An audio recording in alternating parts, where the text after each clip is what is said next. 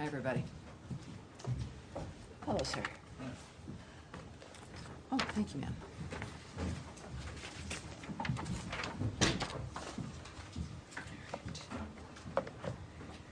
Welcome aboard, everyone. Thank you for being here. I know a few people are doing some hits, so we might have some people coming in. Appreciate, again, you being here. All right, an announcement, I think rather important one for certainly all of you here and everyone watching at home, and certainly everyone here at the State Department. Welcome aboard. Today, under President Trump's leadership and at the direction of Secretary Rubio, we are reversing decades of bloat and bureaucracy at the State Department. The Secretary announced a reorganization plan to build an America First State Department to meet the challenges of a new era. He has issued the following statement on the plan, which you can get at State Department DEPT, or how is it, .gov? State.gov is where you can get this statement and links to other information on what we're about to discuss. We are facing tremendous challenges across the globe to deliver on President Trump's America First foreign policy. We must make the State Department great again. In its current form, the department is bloated, bureaucratic, and unable to perform its essential diplomatic mission in this new era of great power competition. Over the past 15 years, the department's footprint has had unprecedented growth and costs have soared. But far from seeing a return to investment, taxpayers have seen less effective and less efficient diplomacy. The sprawling bureaucracy created a system more beholden to radical political ideology than advancing America's core national interests. That is why today Secretary Rubio is announcing a comprehensive reorganization plan that will bring the department into the 21st century. This approach will empower the department from the ground up, from the bureaus to the embassies. Region-specific functions will be consolidated to increase functionality, redundant offices will be removed, and non-statutory programs that are misaligned with America's core national interests will cease to exist. Under President Trump's leadership, we have a commander-in-chief committed to putting America and Americans first. As his Secretary of State, Secretary Rubio, announces that he is in fact confident a reformed State Department will meet the moment and help make our country great once again. So the bottom line here is that these sweeping changes will empower our talented diplomats to put America and Americans first. It is also, I will remind, for those of you who are in the bullpen and those watching at home, as I've mentioned before, there's a number of journalists and organizations that are a member of our bullpen. They're people who cover the State Department and work here in the building. And we had a discussion earlier today with some more background on this, that also for State Department personnel, everyone in the building will be receiving, of course, this statement. And there's an opinion piece that is available from the Secretary at the new State Department Substack link. And that is statedept.substack.com. Is that it? Go there, and it will ask if you want to subscribe. You don't have to. You can just click on the title, and you'll get additional commentary from the Secretary in this regard. Also, for everyone in this building, there is additional information. There is a fact sheet. There are frequently asked questions. There's an additional statement from the Deputy Secretary Landau, so you will be able to see that as well. And as a reminder again, because I know there's been a lot of fake news out there, this is a reorganization plan. It is not something where people are being fired today. They're not, no one's going to be walking out of the building. It's not that kind of a dynamic. It is a roadmap. It's a plan. It is something that there's been a congressional notice that has been sent. And so the steps and the procedures that happen through the government are also taking place at this point as well. And at this stage, I will open it up for questions on this issue. Yeah, yes? Sure. Sean? Thanks. If you don't mind, just obviously lots of questions. Just to make sure we get to it.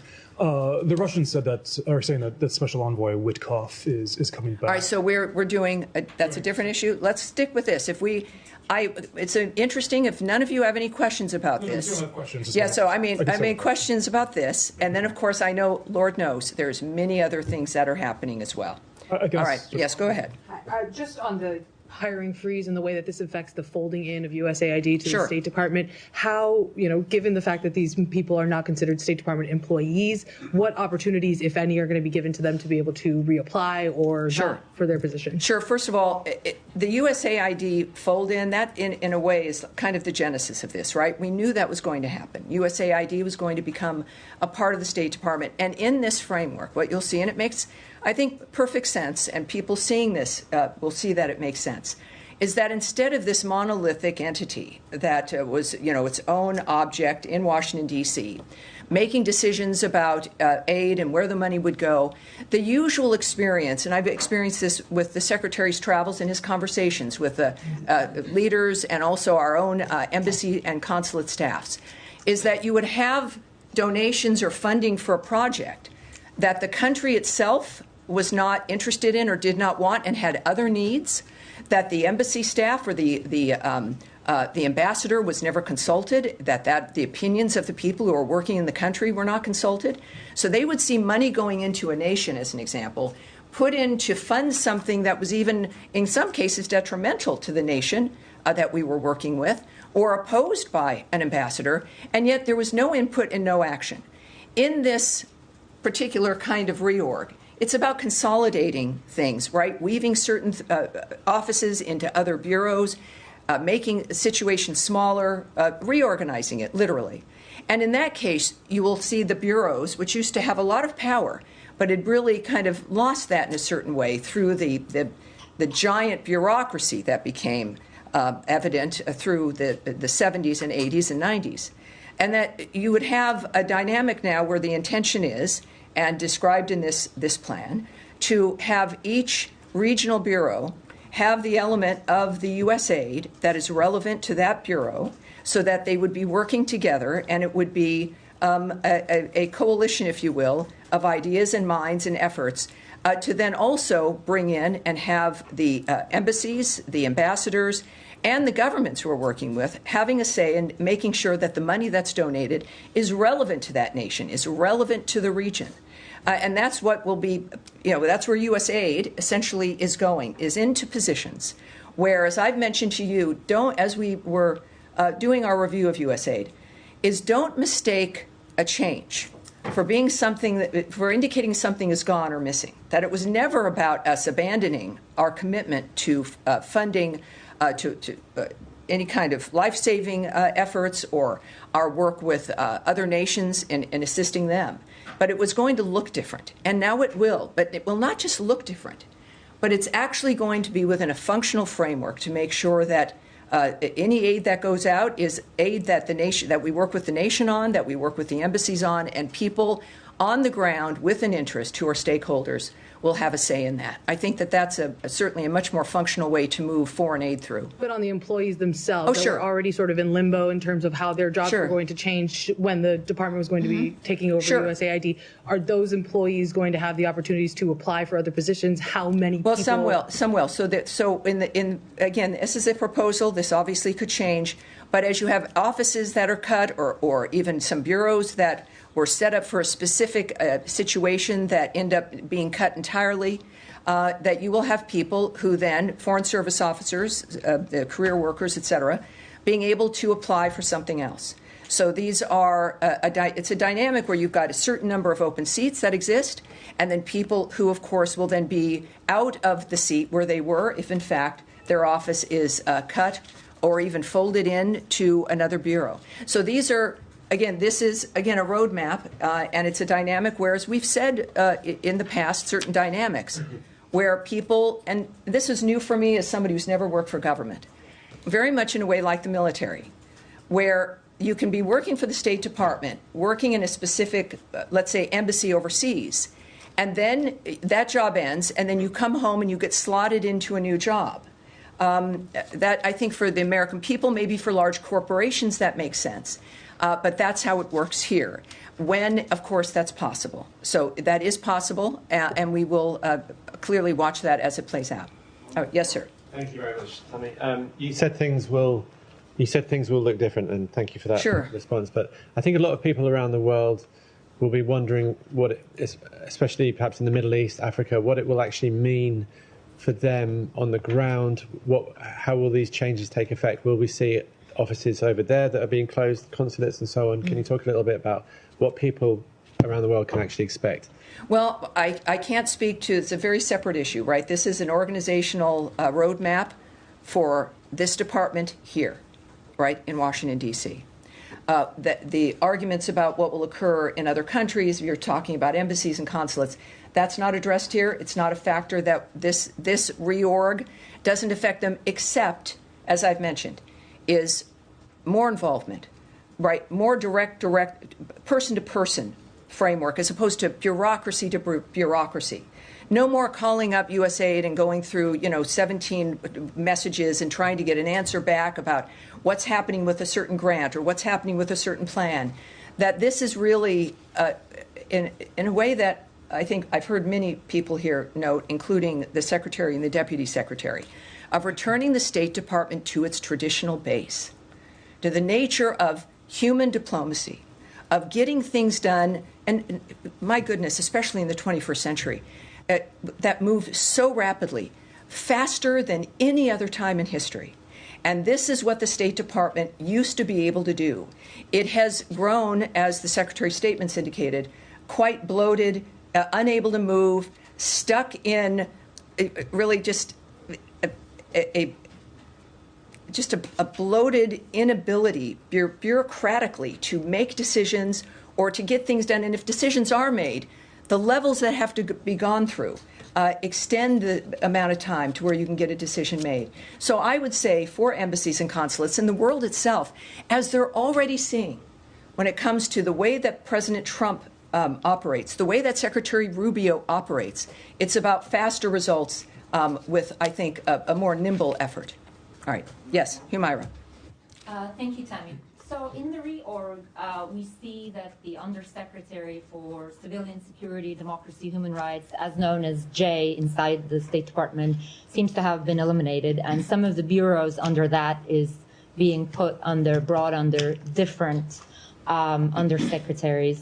But for example, Office of Global Criminal Justice, which works on monitoring atrocities overseas, which cooperates with different governments on war crimes, accountability, seems to be completely eliminated. So I'm wondering, this undersecretariat was a place where U.S. basically did democracy and rights promotion globally. Mm-hmm. Does the new State Department under President Trump no longer sees that as a mission? Is that no longer a priority? Sure. Yeah. I mean, it's a legitimate question. Again, we've grown used to seeing something, and then that would indicate that's where that lives, and if that's gone, the effort is gone. You know, many times during the USAID argument, I've made that argument. Just because the USAID building was going to be something else doesn't mean, or that the certain aid was cut that was not aligned with our vision or President Trump's vision, doesn't mean that our commitment to foreign aid ended. So you're right. There are going to be certain offices and certain bureaus that are going to be gone or folded into other bureaus. I would say this is one of the most important aspects of this for everyone in the building and everyone watching at home.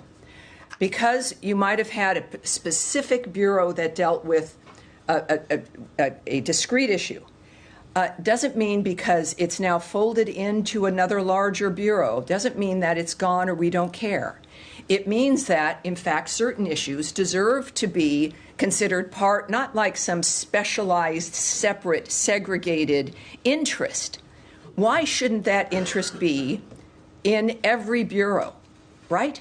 If you've got bureaus that, and for people watching at home, as I mentioned, I think in my very first briefing, that the State Department isn't just a bunch of people at a desk looking at the internet and people figuring out what it is they want to say to a world leader. There's bureaus filled with people who care about the country, the State Department, and are experts, researchers, individuals who are committed to a certain region, who understand it, who have also, though, the relationships with people in the countries in that region.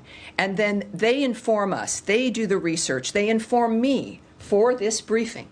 I go onto the screen, and it's every bureau in this building that has what we call lines, which is the information about what's happening on an issue. They tell me what those things are, why it matters, etc. So I come here, and a great deal of what I say to you, if not most, is from the body of knowledge from the people who work in this building, who are the Foreign Service officers, the career people, the civil service officers and workers who are here. So that's how this. It is the government as a whole is people. It is a collection of people who've gathered to further the founder's vision, and who with each election gather to further the vision of the person who leads this government.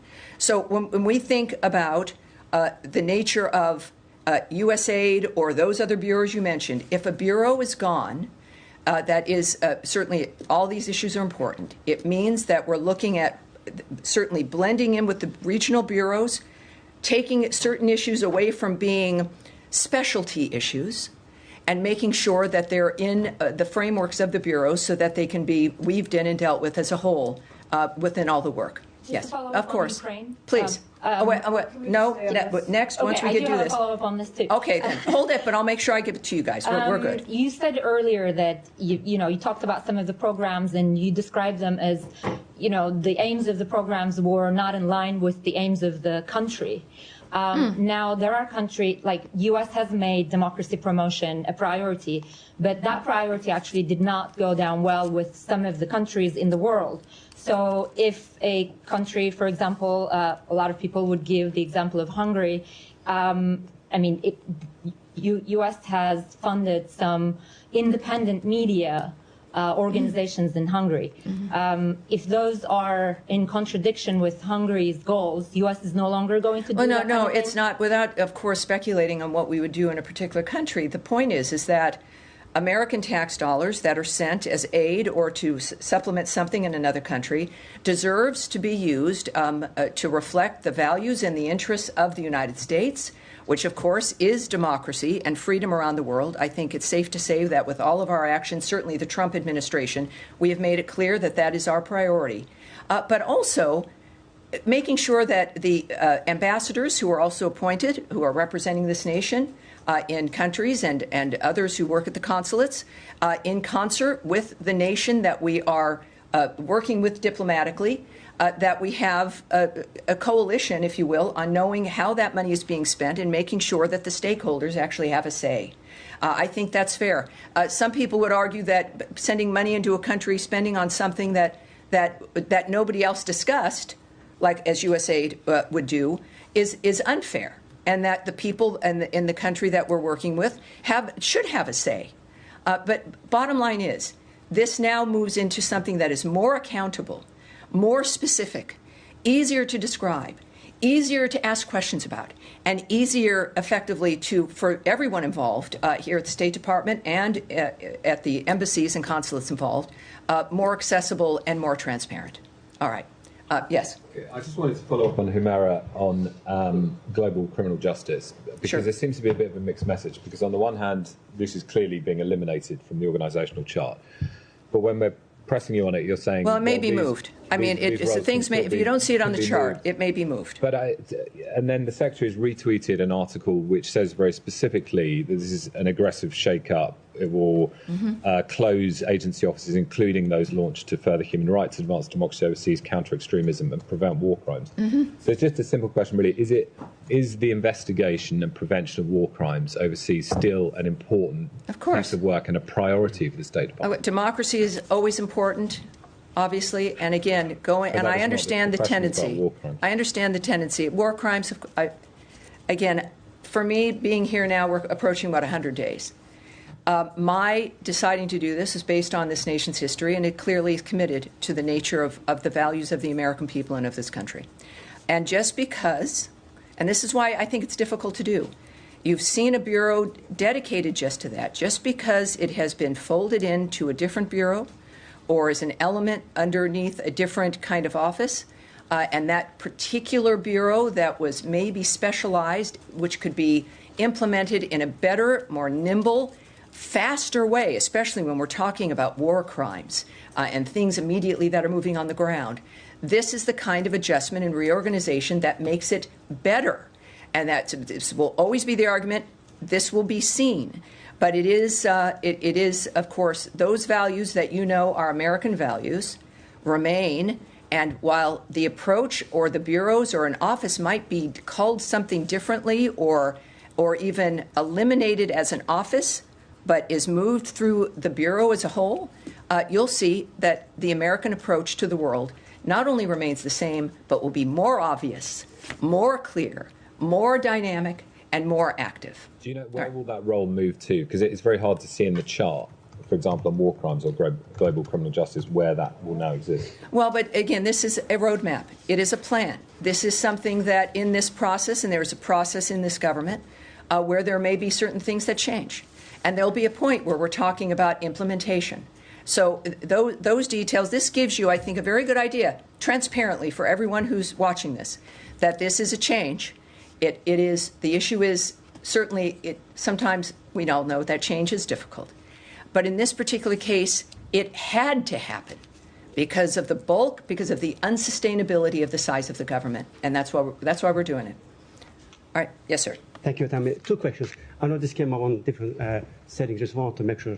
It's the same issue. Yes, to get you on the record that this will not impact whatsoever when it comes to the department's reports on different issues like human rights, which appears to be. Well, no, I can't. I'm not going to speculate on whatsoever impact on how a report is issued, when it's issued, the content of the report, the nature of how our discussing human rights is done.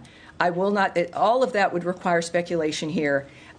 Beyond, I think, the reorganization report. And my second question, I know that I can say a spokesperson's role will be promoted. Congratulations on that. But I want to understand with the GEC, closure of GEC recently. GEC, yes. Engagement Center. Yes, no, that's a very good question, yeah. And also, eliminating some of the fundings, like, grants to Moldova to fight against Russian disinformation. Is the issue of Russian disinformation or Chinese disinformation, is this something that you are concerned about, or are you out of business of combating? Well, it's obvious that everyone's concerned about interference in elections. None of us want that, but of course the specifics of how a reorganizational roadmap is not going to, I'm not going to be able to answer the question about how that would be affected, of course. And your other question was? Chinese and Russian disinformation. No, there was a different one. And your office will be promoted? Well, it's moved, and this is, I think, again, a bit in the weeds for people at home. I mean, there's an organizational chart. My office is now answerable to the secretary, which, of course, all of you probably already presume that. That's true. But now, technically, it sits within that umbrella.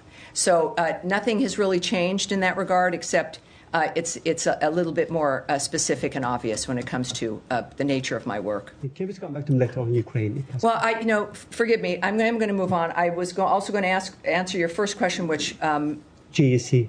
The GEC. Thank you. He remembered. In fact, that's a good question because things beyond this roadmap will also happen. That bureau has been eliminated. Things will change in the State Department separate from this roadmap.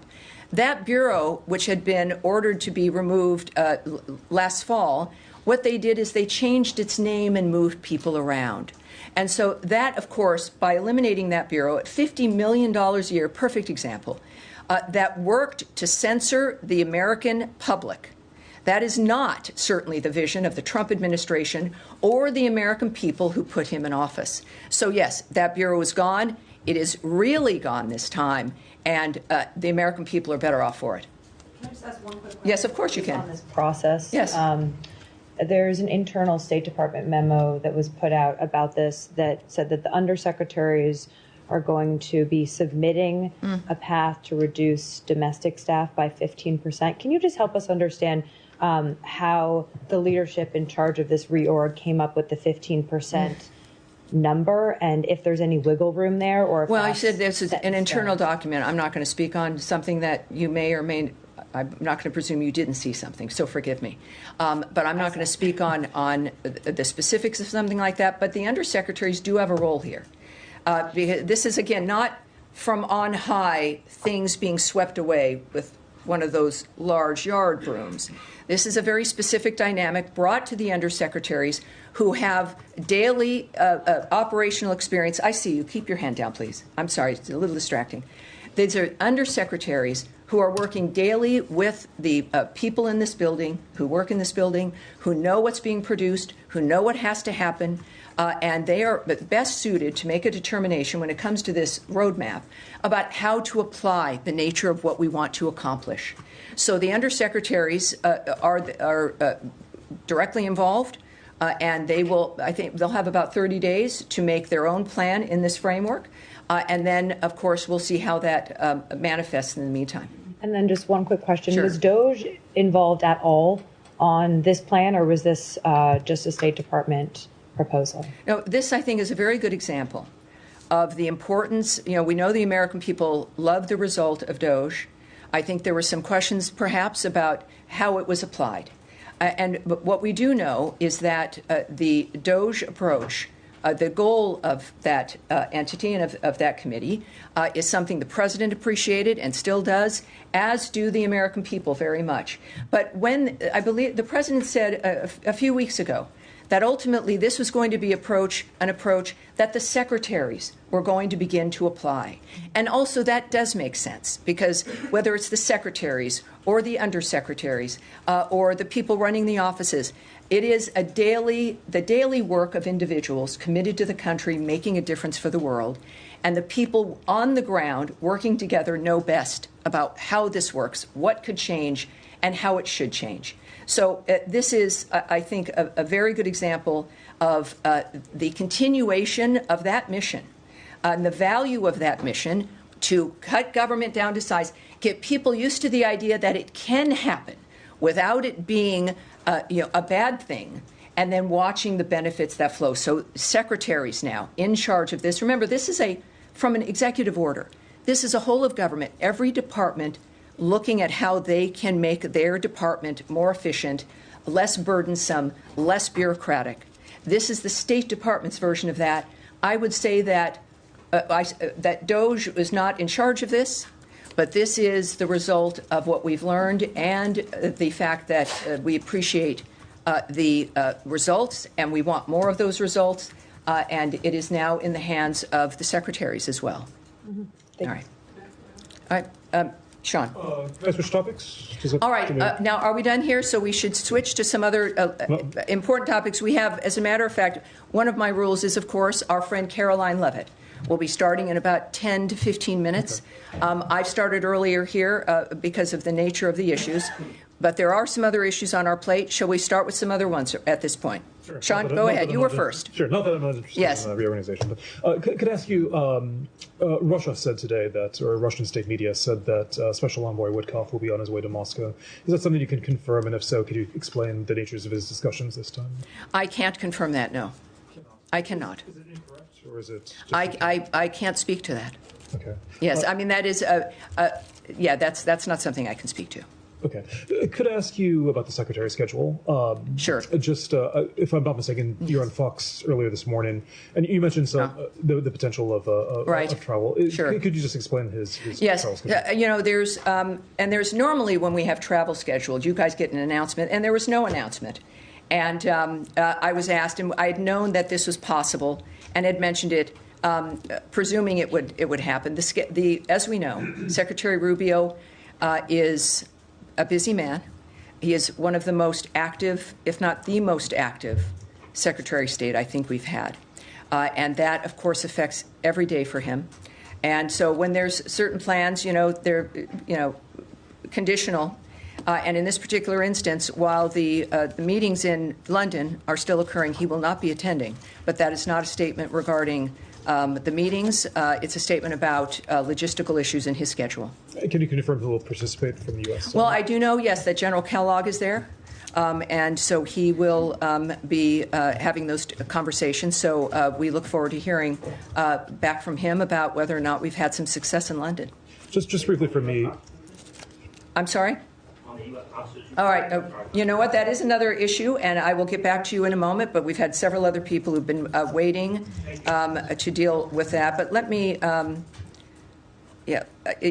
think that's all I can say to you about London at this point. Just briefly, the Secretary on Friday said that essentially that we're going to see within days whether it's his exact words, whether it's possible to go forward with negotiating an end to the war. Is that something that General Kellogg is going to be looking at now? Is this really the time? Well, what we all look to is President Trump's approach. President Trump has expressed optimism about what's possible. And, of course, he has great envoys and a great Secretary of State who's been moving through to determine if that is, in fact, the case. President Trump wants this to be solved diplomatically. Obviously, he does not, and does not believe, like when it comes to certainly Ukraine and Russia, they've said multiple times, both of the Secretary and the President have said that this cannot be won militarily. And so they want diplomacy to work. The Secretary said a few weeks ago at NATO that it was a few weeks where we would determine as we look to Russia based on their actions, not their words. And, of course, now a few weeks have gone by and we are in London. And I think it's about what will be reported, which we will know soon. But then that is also the good news about being the Secretary of State, is that he is the one who sees everything, can make the assessment of everything that's on the ground. And, of course, in partnership with the President, who is the visionary and the decider, that will make a determination about whether or not peace is possible. Yes, ma'am. Thank you so much, Tammy. The President of Colombia, Gustavo Petro, is claiming that he no longer has a visa to travel to the United States. Can you confirm that report and explain the justification, if he's right or not?